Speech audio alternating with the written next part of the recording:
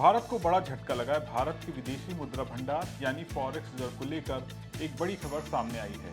भारतीय reserve bank यानी RBI ने ताजा आंकड़े जारी किए हैं और इन आंकड़ों के मुताबिक भारत का विदेशी मुद्रा भंडार गिर गया है। विदेशी मुद्रा भंडार एक ही हफ्ते में 5.65 अरब डॉलर घट गया है। अब सवाल यह है कि क्या ये चिंता की बात है? क्या भारत के पास डॉलर कम हो रहे हैं? क्या इसका असर रुपए, शेयर बाजार और सोने पर पड़ेगा या फिर ये सिर्फ एक सामान्य उतार चढ़ाव है? आज इस वीडियो में हम आपको आसान भाषा में समझाएंगे कि आखिर भारत का विदेशी मुद्रा भंडार होता क्या है, ये क्यों घट गया है और आम लोगों के लिए इसका मतलब क्या है। नमस्कार, मैं सौरभ दीक्षित और आप देख रहे हैं विस्तृत। सबसे पहले जानते हैं कि ताजा आंकड़े क्या कहते हैं। आरबीआई के मुताबिक 26 जून 2026 को खत्म हुए सप्ताह में भारत का विदेशी मुद्रा भंडार घटकर 666.93 अरब डॉलर रह गया, यानी सिर्फ एक हफ्ते में इसमें 5.65 अरब डॉलर की कमी है। दिलचस्प बात यह है कि इससे पहले वाले सप्ताह में तस्वीर बिल्कुल उल्टी थी। 19 जून को खत्म हुए सप्ताह में भारत के विदेशी मुद्रा भंडार में 963 मिलियन डॉलर यानी करीब 0.96 अरब डॉलर की बढ़ोतरी हुई थी, लेकिन अब एक हफ्ते में ही फिर बड़ी गिरावट दर्ज की गई है। अब सवाल है, आखिर विदेशी मुद्रा भंडार होता क्या है? इसे बहुत आसान भाषा में समझिए। जिस तरह एक परिवार भविष्य की जरूरतों के लिए बचत करता है, उसी तरह हर देश भी विदेशी मुद्राओं की बचत करता है। इसी बचत को विदेशी मुद्रा भंडार या फॉरेक्स रिजर्व कहा जाता है। इसमें सिर्फ डॉलर नहीं होते बल्कि यूरो, पाउंड, येन जैसी विदेशी मुद्राएं शामिल होती हैं। आईएमएफ के स्पेशल ड्राइंग राइट्स यानी एसडीआर और आईएमएफ में भारत की रिजर्व पोजीशन भी शामिल होती है।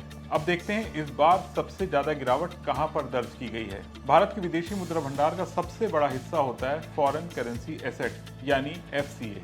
यही सबसे बड़ा घटक है। इस हफ्ते एफसीए में करीब 150 मिलियन डॉलर की कमी आई है और ये घटकर लगभग 541.07 अरब डॉलर रह गया है। लेकिन असली झटका यहाँ नहीं है बल्कि सोने में देखने को मिला है। आरबीआई के आंकड़ों के मुताबिक भारत के गोल्ड रिजर्व में 5.39 अरब डॉलर की गिरावट दर्ज की गई है। इसके बाद देश का कुल गोल्ड रिजर्व घटकर 102.53 अरब डॉलर रह गया है। यानी इस बार विदेशी मुद्रा भंडार में आई कुल गिरावट की सबसे बड़ी वजह रही सोने के भंडार का घटना। सोने के भंडार का मूल्य कम होना रहा है।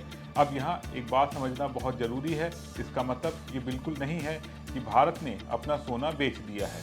अक्सर ऐसा होता है कि अंतर्राष्ट्रीय बाजार में सोने की कीमतों में बदलाव या डॉलर के मुकाबले मूल्यांकन बदलने से गोल्ड रिजर्व की कुल वैल्यू घट या बढ़ जाती है। यानी कई बार सोना वही रहता है लेकिन उसकी कीमत बदल जाती है। इसके अलावा भारत के स्पेशल ड्राइंग राइट्स यानी एसडीआर में भी 89 मिलियन डॉलर की कमी आई है। अब एसडीआर क्या होता है? इसे आईएमएफ द्वारा जारी एक अंतर्राष्ट्रीय रिजर्व एसेट माना जाता है जिसका इस्तेमाल जरूरत पड़ने पर सदस्य देश कर सकते हैं। वहीं आईएमएफ में भारत की रिजर्व पोजीशन भी 21 मिलियन डॉलर घटकर 4.77 अरब डॉलर रह गई। अब सवाल है, क्या इस गिरावट से घबराने की जरूरत है? जवाब है, फिलहाल नहीं, क्योंकि 666 अरब डॉलर से ज्यादा का विदेशी मुद्रा भंडार आज भी भारत को दुनिया के सबसे मजबूत विदेशी मुद्रा भंडार वाले देशों में शामिल करता है। इतना बड़ा रिजर्व किसी भी देश को कई तरह की सुरक्षा देता है, जैसे अगर कच्चे तेल की कीमतें अचानक से बढ़ जाएं, अगर रुपए पर दबाव आए या वैश्विक आर्थिक संकट खड़ा हो जाए, तो यही विदेशी मुद्रा भंडार देश के लिए सुरक्षा कवच का काम करता है।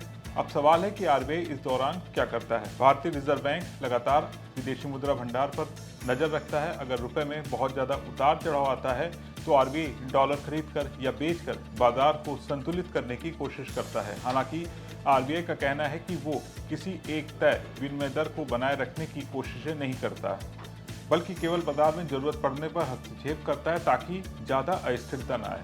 यानी आरबीआई का मकसद रुपए की किसी खास स्तर पर रखना नहीं है बल्कि बाजार को स्थिर बनाए रखना है। कुल मिलाकर भारत का विदेशी मुद्रा भंडार एक हफ्ते में 5.65 अरब डॉलर घटा है, लेकिन इसकी सबसे बड़ी वजह गोल्ड रिजर्व की वैल्यू में आई कमी रही है। इसके बावजूद भारत के पास आज भी 666.93 अरब डॉलर का मजबूत विदेशी मुद्रा भंडार मौजूद है, जो किसी भी वैश्विक संकट या आर्थिक झटके से निपटने के लिए एक बड़ी ताकत माना जाता है। यानी फिलहाल घबराने की जरूरत नहीं है, लेकिन आने वाले हफ्तों में ये देखना काफी ज्यादा दिलचस्प होगा कि डॉलर, सोने की कीमत और वैश्विक बाजारों की चाल भारत के विदेशी मुद्रा भंडार को किस दिशा में लेकर जाती है। आपको क्या लगता है? कमेंट करके जरूर बताएं और बने रहें विस्तृत के साथ।